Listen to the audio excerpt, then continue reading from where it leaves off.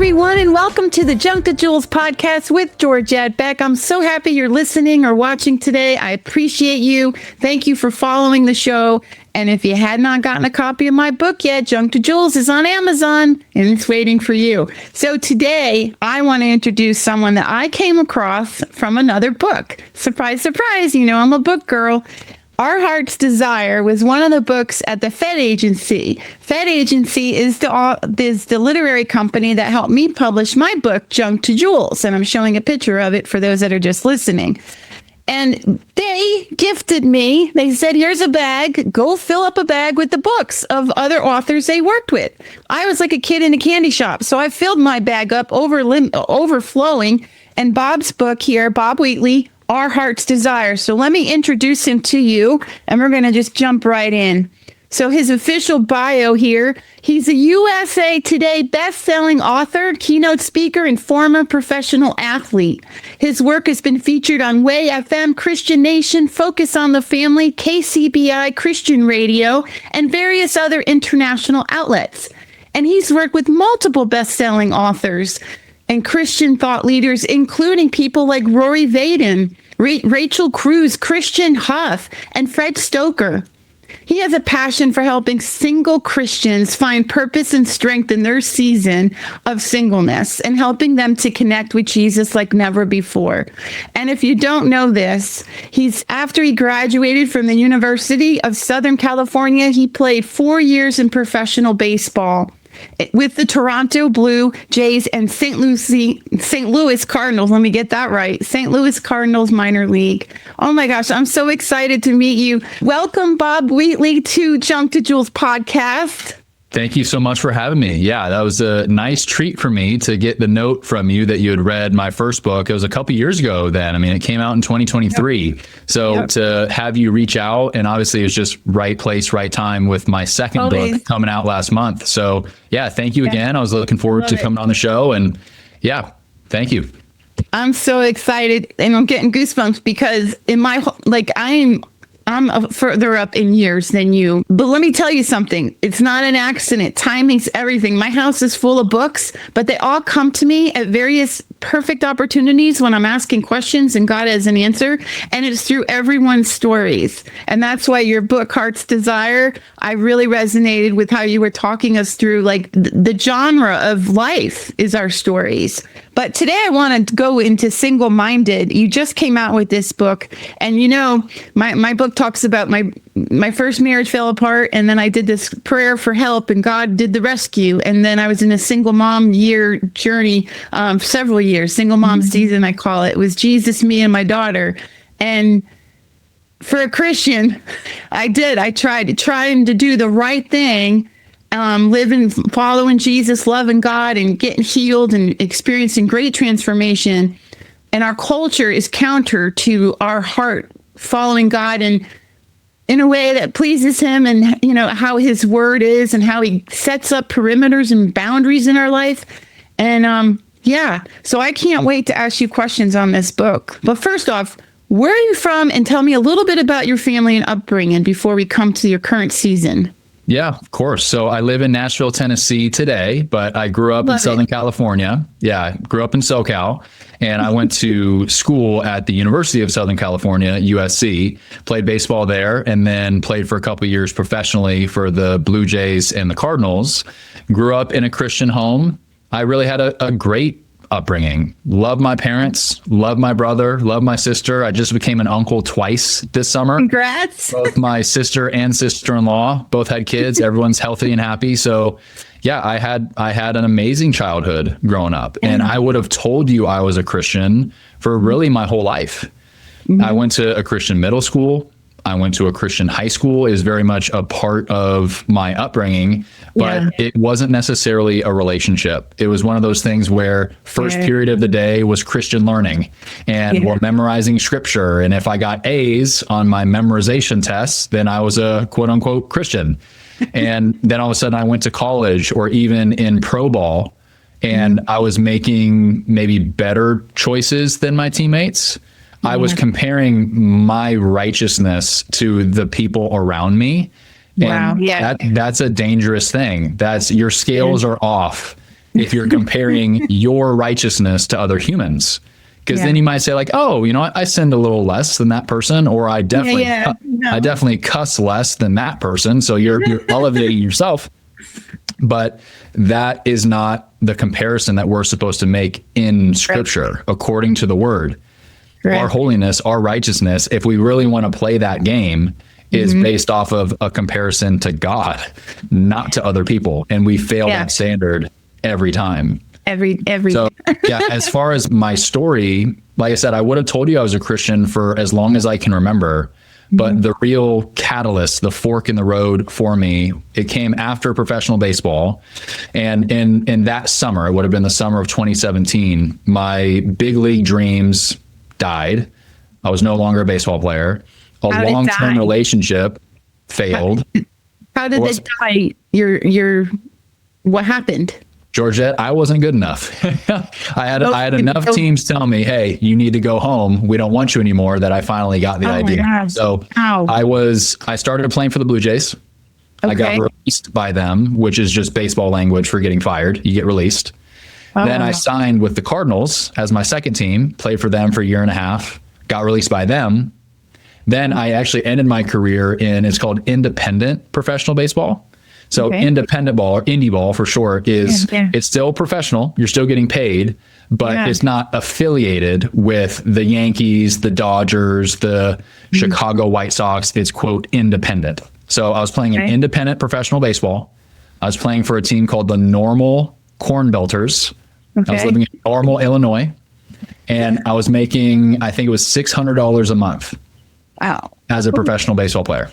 So when the Normal Corn Belters tell you you're not good enough, it's time to go home, that's when you get the message. So that's a hint. That's a hit. I have to say a hit. But before I forget, where I live on the Treasure Coast here in Florida, and we have the St. Lucie Mets Stadium. Yeah, I played in that stadium for in spring training. Yeah, I love it. With the Blue Jays driving down there. But when that dream ended, and as an athlete. At that point, I was, 25 years old. I had been a baseball player and really, really focused on that dream for years, for decades. And you're just spending thousands of hours on the field, in the gym, trying to get better. And then it was done. So that ended abruptly in the way that I didn't want it to. My relationship, as I briefly alluded to there, that ended in a pretty ugly way. And then I was a business major in school. So I studied business in college, and I was actually running a protein bar business when I played in the minor leagues, because while I was a good baseball player, I was never a great baseball player. I was not a world-class baseball player. I don't throw 100 miles an hour, but I'm tall, I'm left-handed. Both of those things help you as a pitcher. So so I wanted to have plan B. So I started this protein bar business while I was playing. And so I'm kind of on the laptop in the back of the bus in the minor leagues, fulfilling orders and sending out shipments and doing marketing campaigns. And so I ended up, after retiring from baseball, went back to California, and I was running that business. And in short order, I realized, okay, for me to really take this business to the next level, it's going to require so much time, so much money I don't have. Resources. I need to go back to the drawing board on this thing. So it was like baseball, done.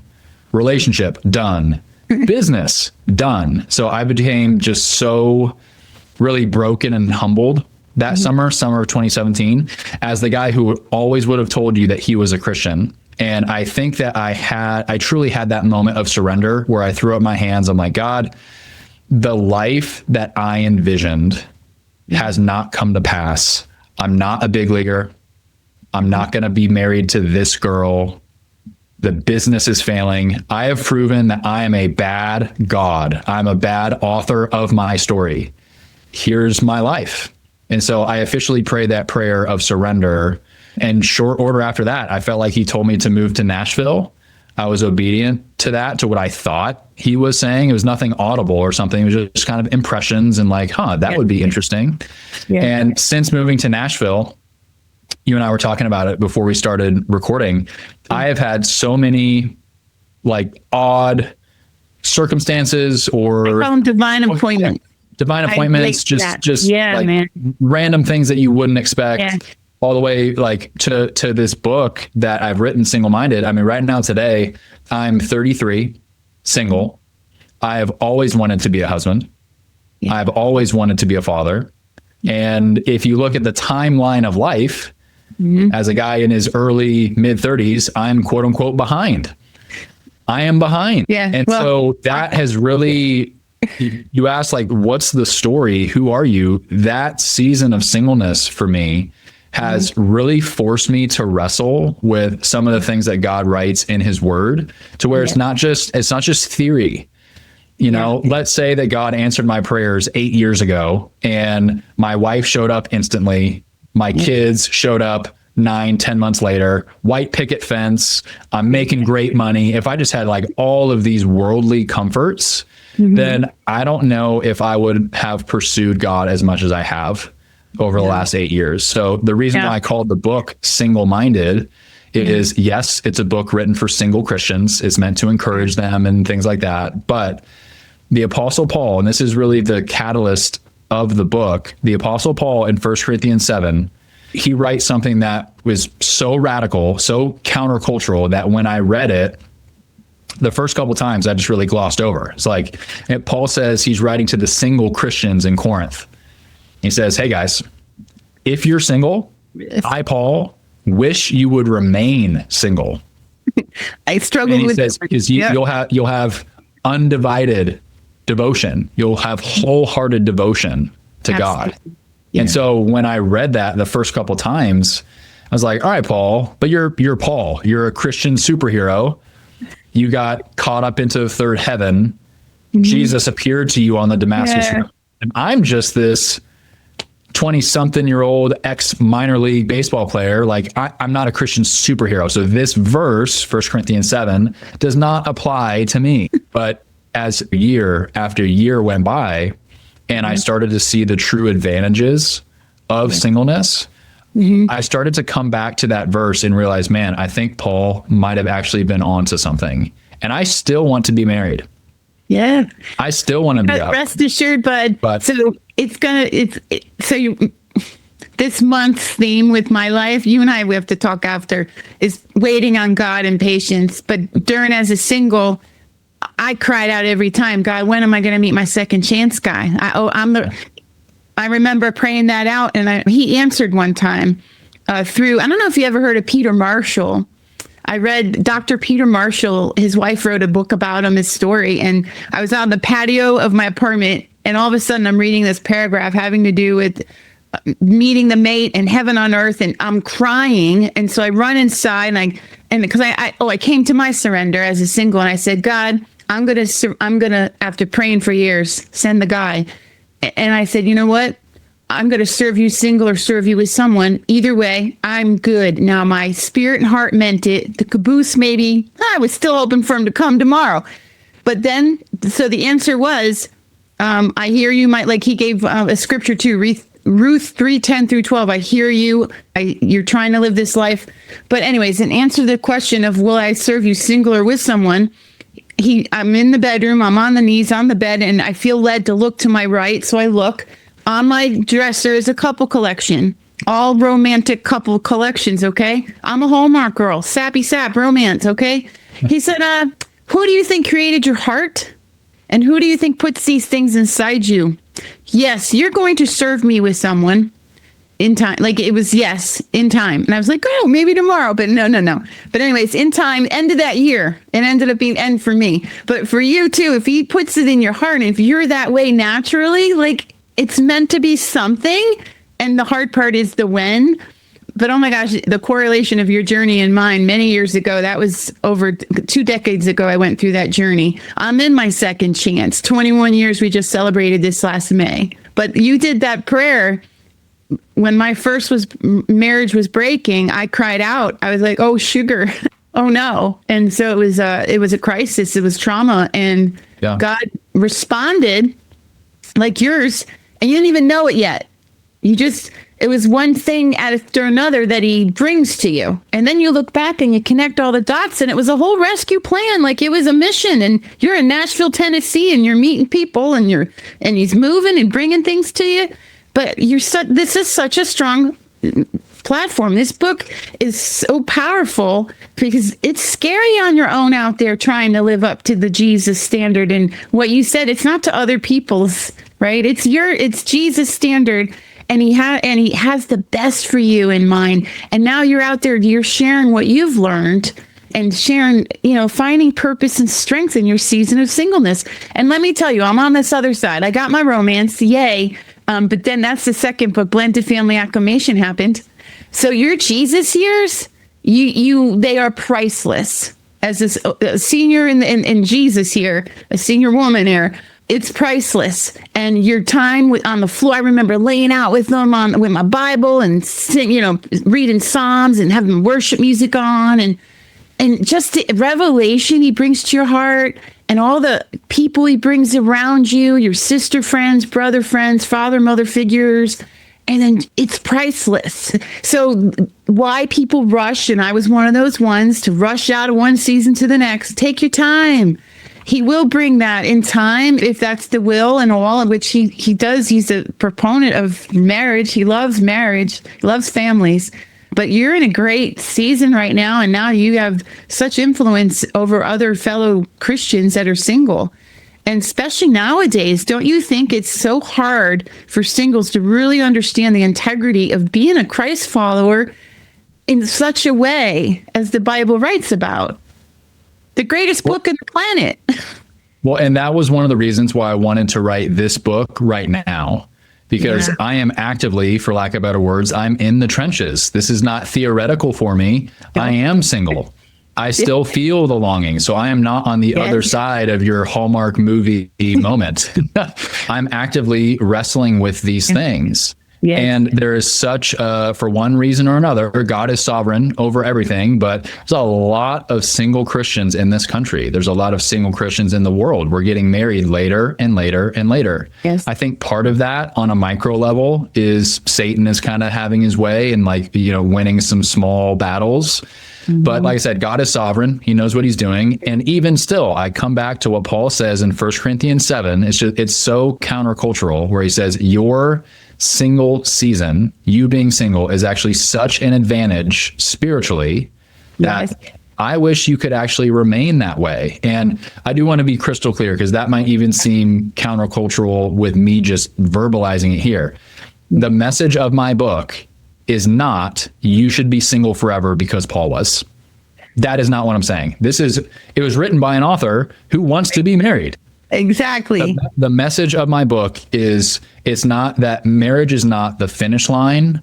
Mm-hmm. It is an upgrade in some sense, but also, according to Paul, you have to give some stuff up. You actually lose some stuff by being married. Paul says that the married man or the married woman, his interests are divided, because now you have to worry about a spouse. You got to worry about kids. You got to worry about soccer practice. My head. Yes. So I wrote the book as somebody who is actively in this season as a point of encouragement, or even in an athlete type of way, a challenge to the reader, saying, hey guys, if you are single and struggling, number one, I'm there with you. I do not want to belittle at all the loneliness that you feel. I feel that. I don't want to belittle the isolation or it says in Proverbs, hope deferred makes the heart sick. If you are feeling heart sick, I get it. Been there. But I wanted to highlight what God says in his word, and to really reposition the season of singleness, not just for single people, but also for the church as a whole. Because sometimes people in the church, it might be a well-meaning grandmother, and every Thanksgiving they're like, hey, why aren't you married? Well, where are my great grandbabies? And we've all, if you've been single long enough, you've kind of had that experience. And I love my grandparents, like that's all well and good. But what they're saying is, you as a single person are incomplete, or you haven't leveled up to a certain place that is marriage. And that Paul actually says the exact opposite, which is wild. Paul's not saying, hey, you're not complete until you get married. you're not complete till you have children. Paul's saying, I wish you would remain single because it's so awesome. Yes, so absolutely. my hope is through this book, we're able to shift the conversation, not just for single people, but also for the church as a whole, to really encourage people that are single, and there's a lot of them, to, for lack of better words, just crush it in this season. If you're single, you are in a perfectly valid season. Absolutely. Then when you get married, that's equally valid. It's like another place. You can't lose. You're going from great to great. Yeah. So yeah, no, it's just like all the young people, which are thousands and thousands graduating colleges this past spring. That's one place to be as a student, as a child growing up in your parents' house. That's one place, time, and then I think it's just another role, a place, just like our gifts. Holy Spirit gives us gifts. We all have different gifts, so we're all different parts of the body of Christ. It doesn't belittle any one place or person. It's all part of the whole, and I think that's awesome. You have a part in the book where it talks about a Pauline Advantage. What is that? Yeah, so it sounds like you're a reader, as am I. I love to read. It really started when I was playing in pro ball. You just have a lot of downtime on buses and in locker rooms and things like that. So I was reading a book called Bonhoeffer. It's about Dietrich Bonhoeffer, who was a World War II German pastor, spy. Yeah, it's written by Eric Metaxas. It's an awesome book. And I really resonated with Dietrich Bonhoeffer for a number of reasons, from our personality type. He's a very like black and white type person. He was an athlete in his day. Our birthdays are the same. So it's just like page after page after page. I'm having this like bromance moment with Dietrich Bonhoeffer. I'm like, this guy is awesome. And hopefully I could one day rise to, this awesome Christian superhero. I want to be like Dietrich. Yeah. And then we read his book. Is he the one who died? Is he the one that went back? He was Germany, martyred. Right? Yep. He went back. Yep. He was hanged at 39. Yep. Yeah. I also looked up to him. Yeah. But as I was reading that book, again, kind of having that jokingly bromance moment, I'm like, I'm just in love with this guy. This is awesome. I came across a quote. It was by another pastor at that point in time. And this pastor was really praising Bonhoeffer. He's like, this guy's up and coming. He's really talented. He works really hard. And then at the end of his quote, he says, he has, in addition, the special Pauline advantage, and that he is unmarried. Wow. And I'm reading that. I'd just gone 100 pages, 150 pages, loving the idea that I have the same birthday as Dietrich Bonhoeffer, and loving the idea that our bedrooms are decorated the same and all this stuff. Like, I want to be Dietrich.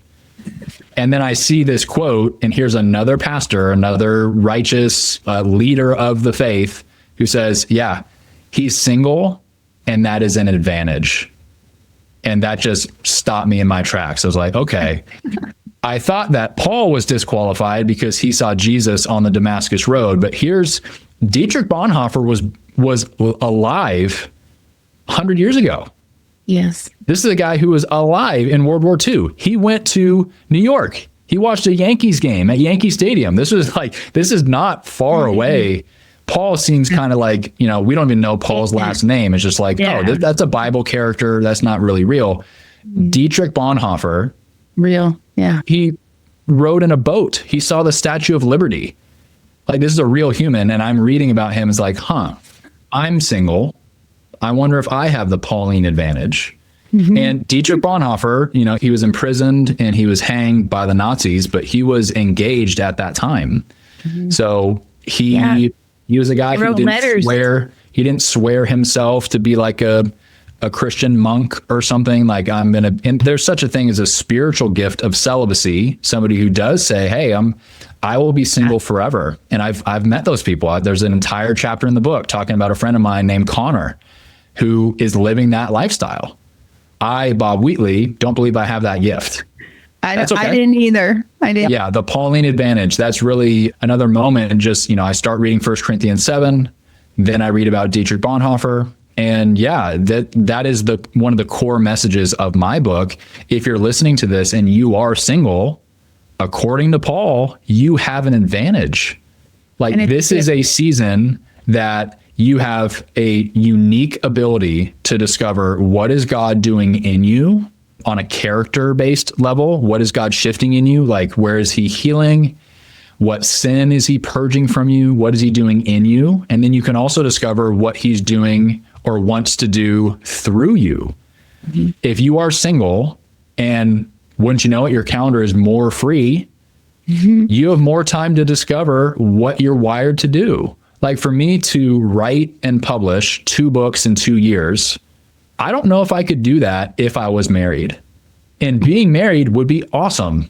Having mm-hmm. kids would be awesome. But I know what it takes to write. I mean, there's probably 400, 500 pages between my 2 books. I know what it took me to do that. There was a lot of Friday nights. There was a lot of entire days on Saturdays where I wasn't doing social stuff. I was missing football games for years because this message matters to me. Mm-hmm. And I feel like, I mean, if it says in the word that God has good works prepared in advance for us, there's not a doubt in my mind that this book is one of mine. This is something where from the very beginning, as God was looking at my story, all right, I'm going to have Bob write this book in this moment.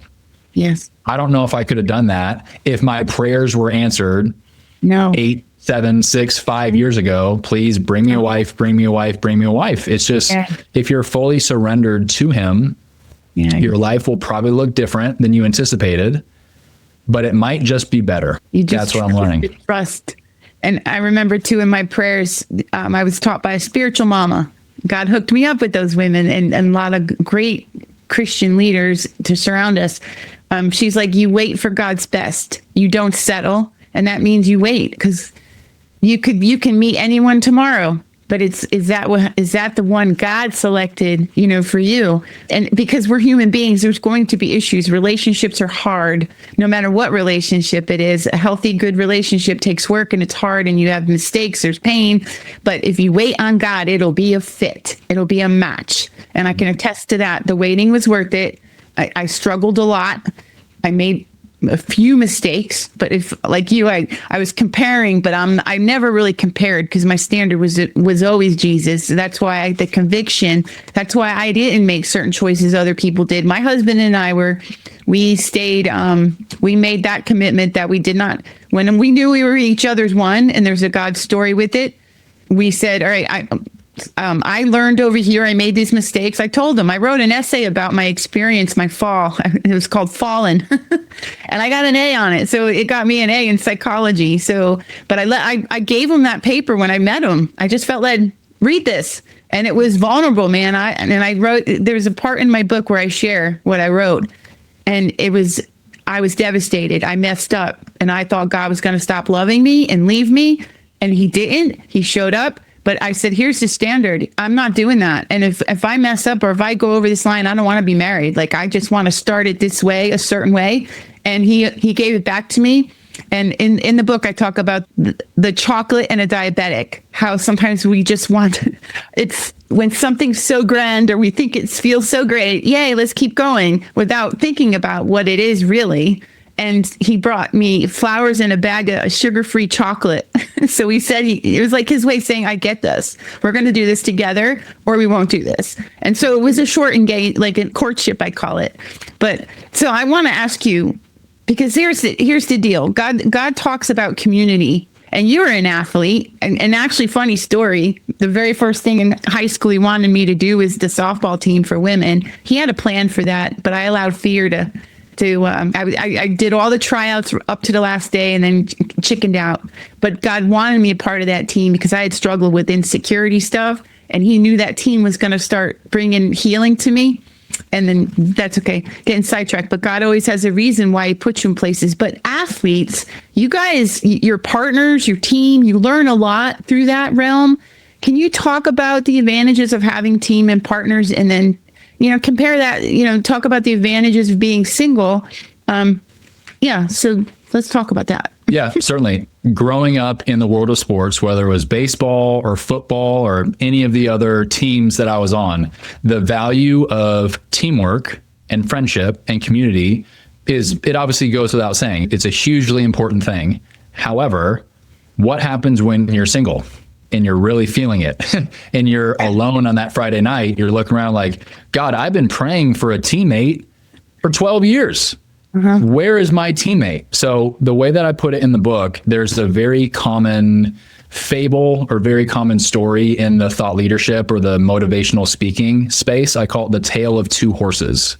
And so in this fable, you can kind of envision like a rah-rah motivational speaker from stage. Yeah. And Yes, they're speaking in front of Tony Robbins. they're speaking in front of Bank of America or like some big stadium of 12,000 financial advisors are like, let's get them motivated. So with the tale of two horses, the way the story goes is you have a farmer. He brings his horse to the fair. The horse tows, let's say 8,000 pounds and sets the record. Like, wow, this is a really strong horse. Yeah. Then they take another horse and yoke it to horse number one. They're like, all right, 8,000, maybe you add another 8,000. They can probably tow 16,000. Wouldn't that be impressive? But no, they tow 24,000 pounds. Wow. And the arena goes nuts. It's like, oh, teamwork. Yes, teamwork. That means that I need to be yoked to another horse, or I need to be yoked to another human in order to really not just 2x my results, I can 3x my results. Yeah. And then you sit there as a single Christian feeling lonely. And again, you're like, I've been praying. I want to be yoked to somebody. Where is my partner? The encouragement that I write in the book is it's very easy to leave that story, the tale of two horses, at that and assume that being yoked to somebody is actually going to help you. Yeah. My challenge is, what happens if we're not towing weight? What happens if those horses are put in a race? What happens if they're in the Kentucky Derby? Yes. Is it better or worse to be yoked to another horse in the Kentucky Derby? I love horse racing. My family just kind of grew up around it. I watch the Kentucky Derby every year. I have never seen two horses yoked together in the Kentucky Derby. Why? If you're yoked to another horse, the slower of the two, guaranteed, will slow down the faster horse. Absolutely. So again, I ask you, is it better or worse? Or I should say, is it good to yoke two horses together? Wow. Now all of a sudden, your answer isn't quite as clear. You need to ask, all right, what is the task? What are you asking the horses to do? And it's the same thing with human beings. So if you are single and you're like, man, I want to tow 24,000 pounds. I want to be yoked to somebody. And yoking is it's the wedding band, it's the marriage, it's all that stuff.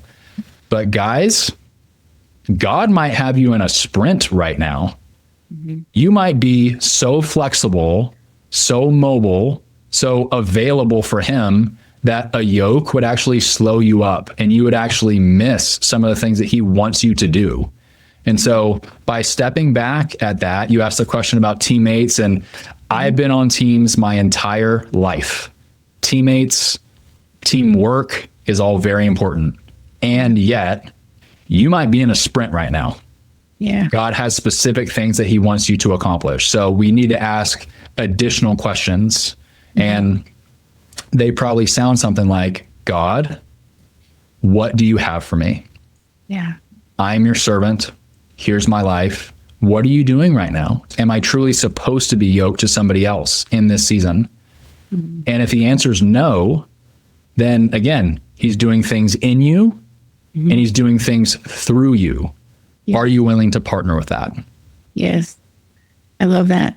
Let me tell you something, Bob, the time alone, like that time with God, that you just sit at his feet and with your Bible and just sit with him, that silence, what comes through, or I love jewels. I talk about that. They are the jewels. And if you miss out on getting in relationships so quick and easy, like you're robbing yourself, or you don't even know of all those treasures inside your spirit. Like all of those love notes he sends to his people through various people, like our books. He speaks through people, books, places, situation, and things. And yeah, it's priceless.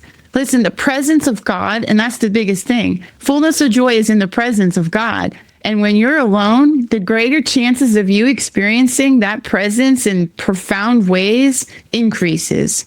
And and to have that season where you are experiencing that on a greater level than other people, you're receiving so much more on your inside that is that solid foundation that you never lose. You never forget it. And it's training. And my faith, and I'm sure you can agree, our faith was building. I've built my faith during those single years, trusting in God alone and having no one but God as my main provider and source of love, source of everything, information. And then he brings gifts. I do want to talk about the power of community. As you're single, that time alone, you and God are home. You go home with God every day.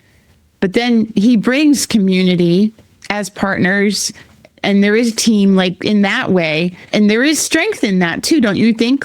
People just being in your life, showing up and being a light for you in other ways, father figures, mother figures, brothers and sisters, those kind of people. Oh, absolutely. Especially in the area of friendship. I think it can be very easy for somebody who really wants to be married. That's always been a desire of theirs, to truly make an idol out of that. And guilty as charged. I was that person. Me too. And with me playing in baseball, it was a very transient lifestyle. Yes, I would have amazing relationships with the guys on the team, but it was not uncommon where I'd wake up in the morning or I'd show up at the field and one of my friends weren't there. It's oh, what happened to Tom?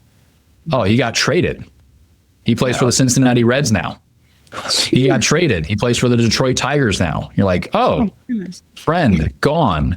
So that really, my idolization of marriage, and then also the transient transactional lifestyle in pro baseball, really, I didn't care as much about friendships. I had plenty of teammates, but I wasn't really willing to invest and go super, super deep with people because I just expected them to leave.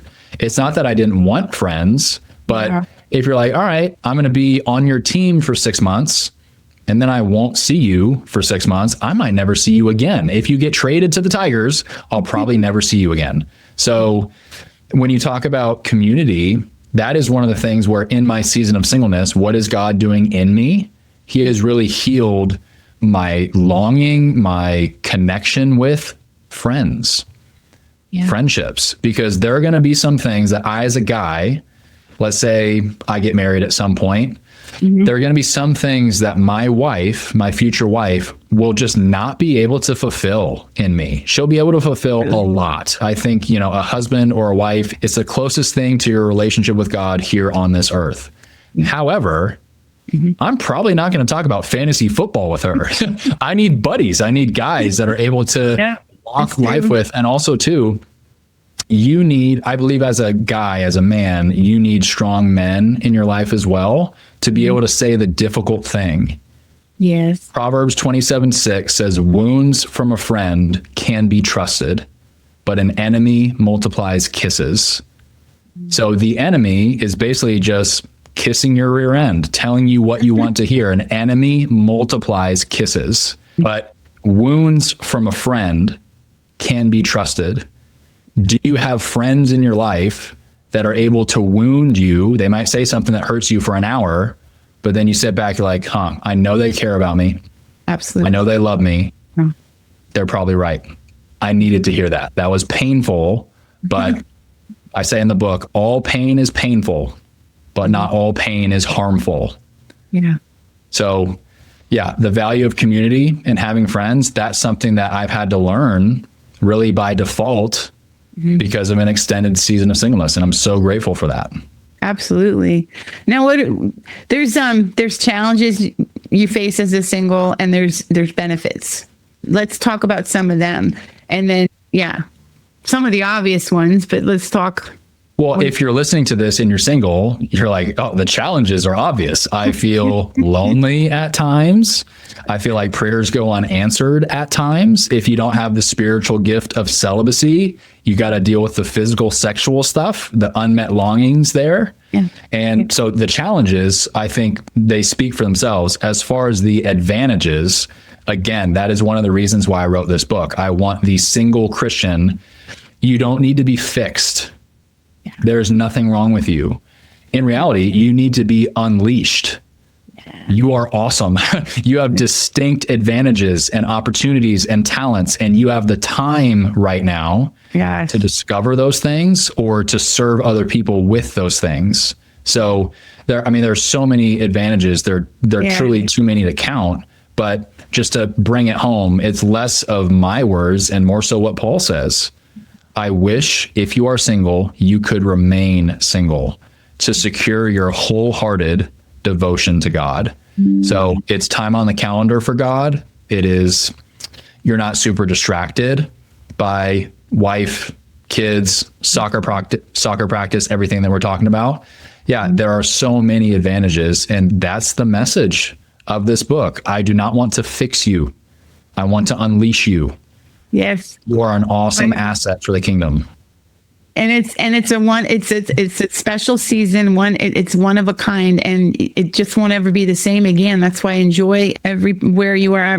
My spiritual mentor used to joke too, because everyone would be like, "Oh, I want to go over there. I want to go to the next place." She's like, "No, be where you are. The blessings and the challenges, you know of them. You don't know what's around that corner. So be here and focus here." My husband and I help people heal from divorce as mentors. We did a lot of that for like 7 years. We help people heal from divorce because that's our story. We're both second chance marriage. And I learned too, God was trying to tell me, relax, be peaceful here. And because he can love on us like no one else. He would have people, like he would send me flowers through people. He would bring gifts and opportunities. And I learned who I was during that time alone better than anything through books and through opportunities. I got a ticket to go to the Palm Beach Art and Antique Festival, and it was just art from all over the world in one place. I'm talking Monets, Renoirs. I was in heaven on earth. I was having the moment, and I would never have had that if I was trying to just be with someone. No. And so it was a training campground, I call it, but it's such a special time. And then you're ready. Like he gives you the fiber inside for what's next. If whatever's around the corner, when none of us know our tomorrow, but today you can shine right where you are. And you are doing that, Bob. Now, for your book, you did a lot of research. I'm a researcher too. I just love information. And you got to talk to a lot of single men to help you gather some thoughts and concepts. And what was your biggest takeaway from talking to so many Christian men? Yeah, as a part of the research for the book, I ended up interviewing over 80 single, available Christian men and just getting their heart, because I am one single man. I wanted to make sure I wasn't crazy. I wasn't off. And I'm sure this is your experience as well, Georgette. The Christian women are much better at communication than we are. So they're willing to go there. They're willing to share. They actually write books about this stuff versus the Christian man on that side of the aisle. We're just not so great at that. So I wanted to have one-on-one conversations with men and say, I had a survey and specific questions, and some meetings were over Zoom, some meetings were over coffee. And I sat down with it was actually 82 single Christian men over the course of the summer, just getting a sense for what are you struggling with? Yeah. What's important to you? Do you want to be married? I know you're single. Do you want to be married? Or what are you looking for in a spouse? Just all of these different well-rounded questions. And there's just way too much to go into today. The biggest takeaway for me, I was actually very encouraged because, and this might be some head trash when I was walking into it, I really worried that these guys wouldn't take my call. They wouldn't want to meet with me because we're not talking about fantasy football. We're talking about feelings. So we're talking about marriage. It's like that. So the feelings. It's like the, oh, no, taboo, no. But so I was pleasantly surprised because not only were they willing to talk, they wanted to talk.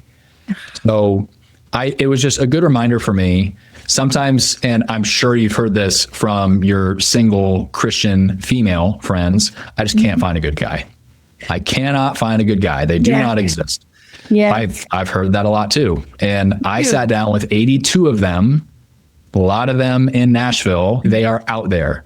The big takeaway for me is I was really encouraged in that I think men and women, when they're single, unmarried, a lot of them want the same things. Yeah. So if you're a woman and you're saying, I just can't find a good guy, or all of these guys, they're not guys, they're boys, they're children. They just play video games and they can't commit and all of those things. I understand where that comes from, but I just want to remind really both men and women, our enemy is not the opposite sex.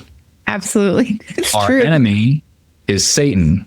Satan hates God. Satan hates marriage. Satan hates us as the imagers of God. So I was just encouraged that in having conversations, because I had spoken with a bunch of women.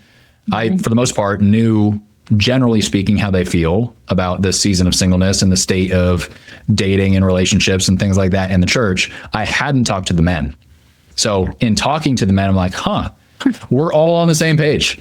We all love God. We all want to be married. We're all frustrated by the dating apps and social media and just kind of navigating the challenges of 2025. But we're on the same page. Yeah. God is sovereign. We can do this. Let's improve the communication between both sides. And yeah, it was an overwhelmingly positive experience. I love that. And I think too, once we own our season, like own being the best single we can be, be the best person, you have so much fun. Discover what your passions are. Like mine was art. Just discover it and then own it. Be there. And not for nothing, I've read the books. I don't know if you have or not, but when you become the best version of you, that's what you're attracting. Because here's the deal, wherever someone is right now, you're attracting the similar to you. And if, like me, I need a lot of healing.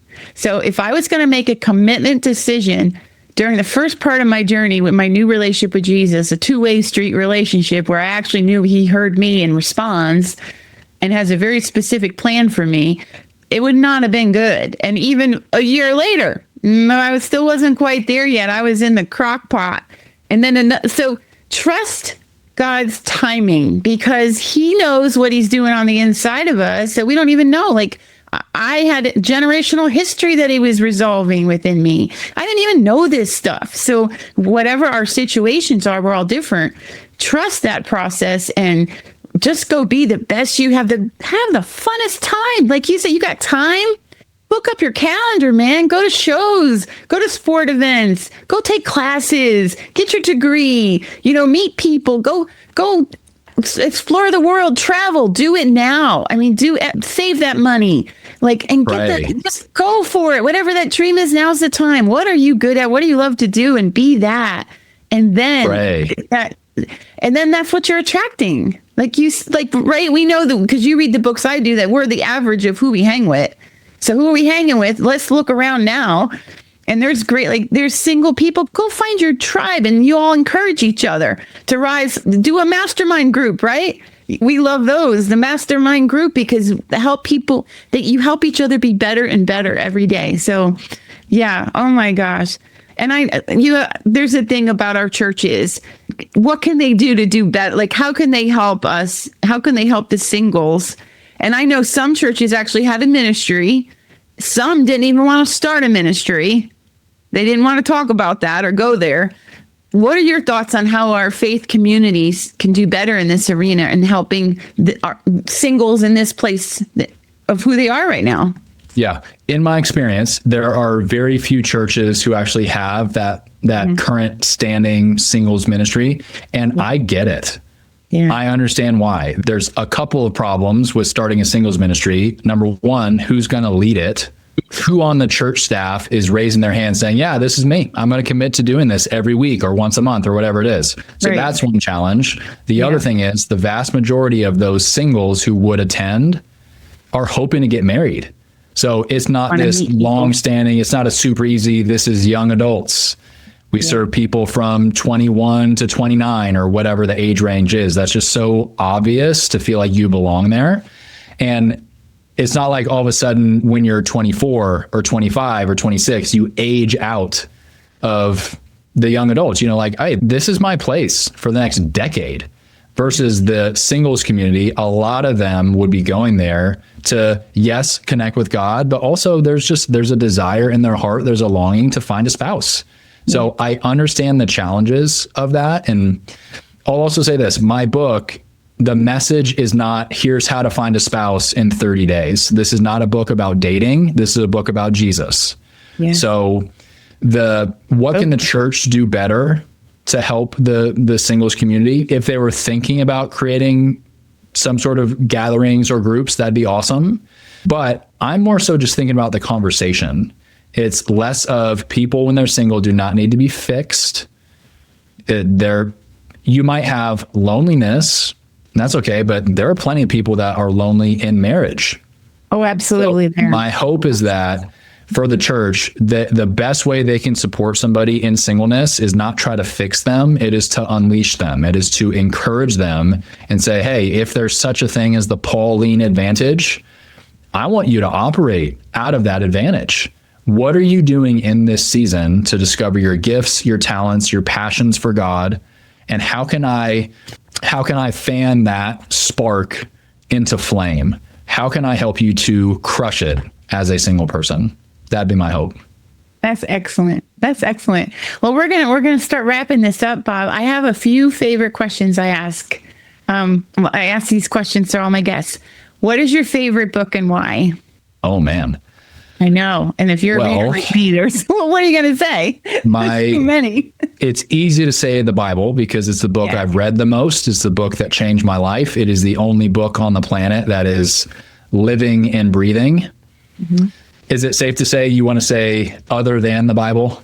Yes, other book than. Book number 2? Okay. Yeah, book number 2. Let's say, and I have so many books that I've read. I truly do enjoy reading fiction, nonfiction, all that stuff. Mm-hmm.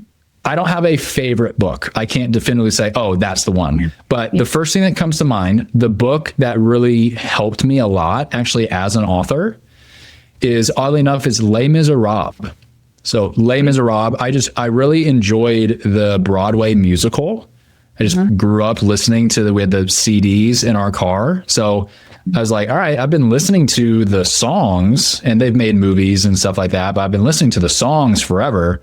Why don't I pick up the book? And so it was written by Victor Hugo in I believe it's the early 1800s.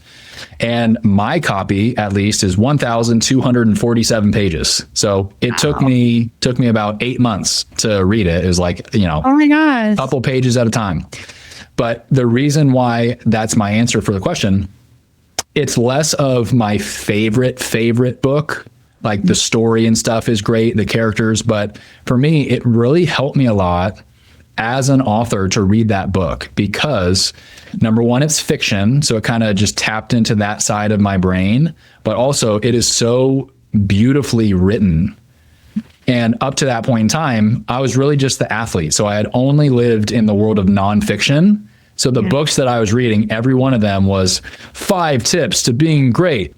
10 tips to being awesome. And it was just like very punchy. It was like very tweetable content, which is great. There's nothing wrong with that. Yeah. But in reading Les Miserables, like my first version of Our Heart's Desire, which you haven't read, you read the final version. Yeah. So the version that you read is really a symptom. It's a product of, I started reading fiction books like Les Miserables or East of Eden or Anna Karenina because I wanted to see what beautiful writing looks like. So I started with the nonfiction brain. Here are my 10 tips, my 7 tips, whatever. But then are you going to be like ChatGPT and it's just punchy and forgettable? Or are you, Bob Wheatley, the author, going to take the time to become an artist?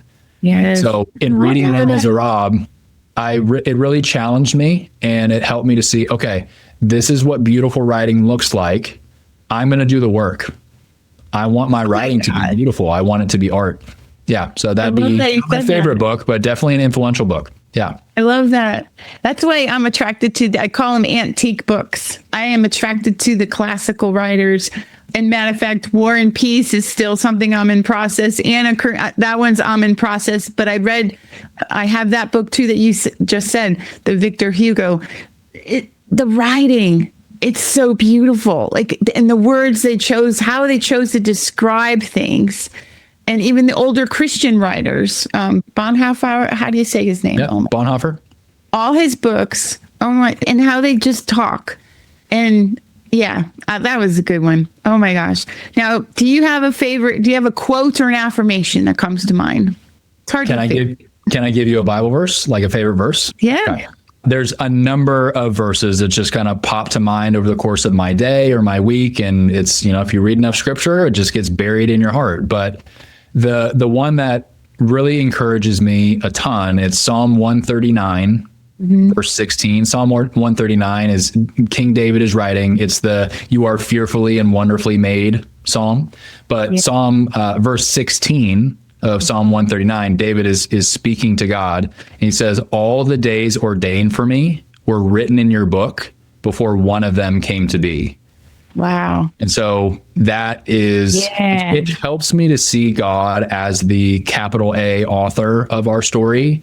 And I mean, David is not speaking just about himself. It's not that David is any more special than you or somebody listening to this. All the days ordained for me were written in God's book before one of them came to be. So what that does is it helps me to just put things in context. Maybe if you have a great day, if you have a bad day, if you're confused about things, God, where are you? It just helps me to understand, okay, if I'm 33 years old, let's say I'm on chapter 33 of my life, and assuming I wake up tomorrow, the story isn't over.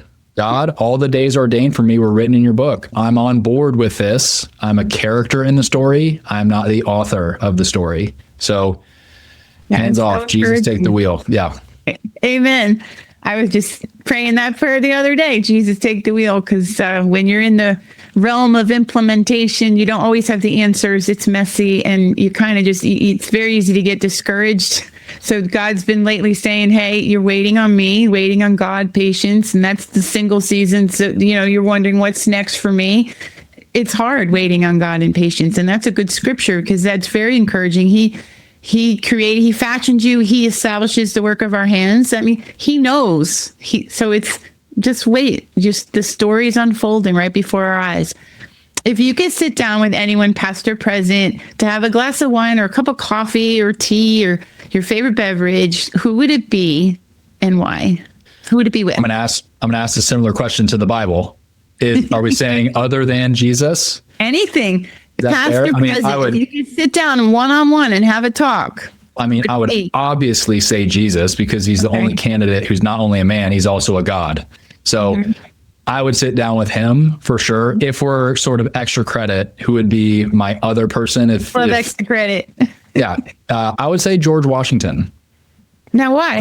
I'd say George Washington, because he, frankly, in a word, because of his humility. He is a guy who, I mean, now we have the 2-term presidency, and that's kind of baked into the cake. And that was not a thing. That was not a thing when George Washington was in office. And if you remember U.S. history, the entire reason why we started this country is we were leaving tyranny. We were leaving a king. And yet, here's the general, George Washington, who basically wins the war single-handedly. And Americans, the colonists, loved him. Wow. They wanted to make him a king, and he stepped away. Yeah. No, I had another guest say him too. Yeah. I'd be really curious how much, if I could just observe him for an hour and have a conversation with him, how much of it is real, how much of it is kind of glorified, where, all right, this is George Washington, this is the father of our nation, and we have memorials to him. I'd just be curious what the man is really like. Yeah. So I like it. Yeah, I like it. George Washington. Now, did you have a mentor in your life that had an impact for you? Oh, still do. Yeah, a lot. Yeah. Mentors have been huge for me. And I think it's funny, when you write a book, you take down what you believe to be true. And yet, I'm in my 30s. Mm-hmm. There's so much more of life for that I have to live, God willing. There's a lot of experiences that I just haven't been through. And so how do you speed up that timeline, or how do you glean the wisdom of somebody who's not 33, but 63? Mm-hmm. You talk to those people, and you'd be open to rebuke and things like that. So yeah, Absolutely. Mentors have been a huge part of my life. And I think as an athlete, that's kind of bred into me, where I am always looking for, if you want to be an author, who do you know that has published a book that can help you? Yeah. If you want to get in shape, who do you know that has always been in great shape? Can they help you? It's having somebody who's further along on the journey. And that's really what a mentor is somebody with the expertise who cares about you. I love it. And I think that's a biblical thing. It is. I love that. I didn't even know about that. I was a young person, and my first corporate job, I had a really great human resources manager, a woman leader. I looked up to her. She was this woman in a suit, and she was smart and talented. And she's the one that said, Georgette, you want to learn and you want to grow in this area of the industry. And I was a customer service rep, and I was looking at the underwriters. I wanted to be an underwriter someday. And she's like, go ask some managers out to lunch. I'm like, what? She's like, go invite them to lunch and ask them questions of how they became a manager. And I did. And then that's why I'm a reader too. I'm an avid reader, because not only do I love stories, but I love learning. And you learn from other people's stories, their journey in life. And it's rich. It's rich. And I'm telling you, and then now lately, Mom, in my later years, I'm like, God, I want to meet the real people.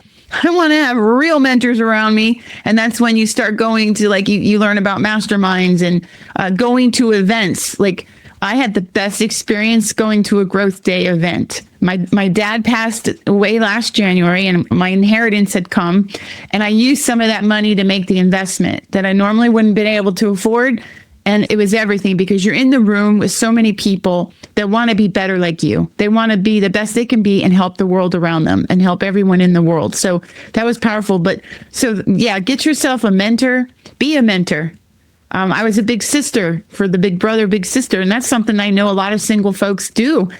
You have that time. You can share who you are right now and be a blessing like that.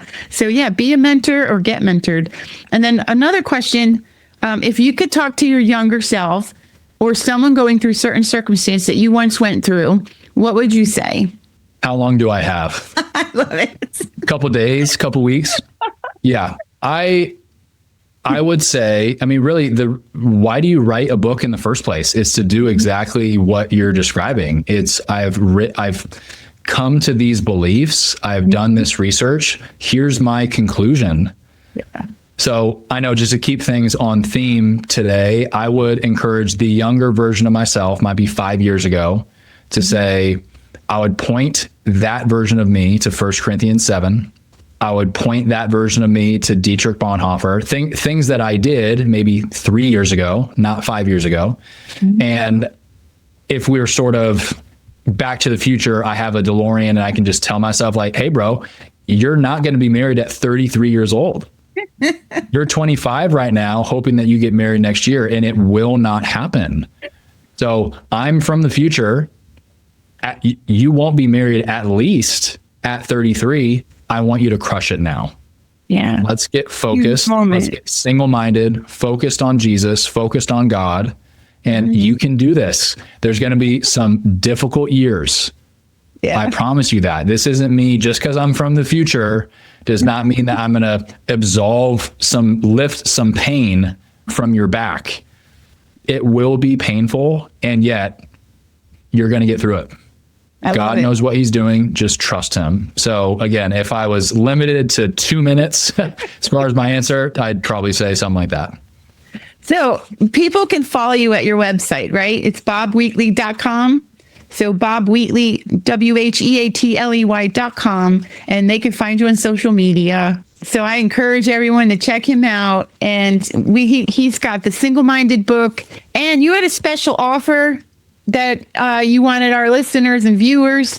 You were so gracious that if they go to your website, right, or actually in show notes, we'll put the link, and that'll be to your website. Like, they can download your audiobook for free, right? Entirely free. Yeah. If you are single, or even if maybe you know somebody who's single, it might be your son, your daughter, could be maybe a roommate, a cousin. If you or somebody that you know would benefit from this book, I want to give it to you completely free. So if you go to singlemindedbook.com/audio, singlemindedbook.com/audio, you'll get the entire book for free. It's a 30-day challenge. So it walks you through 30 different areas of your life, and you get the entire thing for free. So it's essentially like a private podcast almost. And yeah, singlemindedbook.com. You'll have the entire thing. There's a couple links in there. One will be to the audiobook itself. The other is I've filmed some companion videos to help you as well. So it's just like a one-stop shop with everything that you need. And whether it's you or a friend, I want you to have it for free. I wrote this book to encourage the single Christian in America, and the book is on the house. I love it. That's so kind of you. Thank you very much. Bob Wheatley, thank you for joining Junk to Jewels podcast. It's been an honor and a pleasure. And folks, follow him, check him out, and definitely get his audiobook. And if you're like me, I like to have a hard copy that's available for purchase as well. So check it out. God bless everyone. Thanks for joining us today.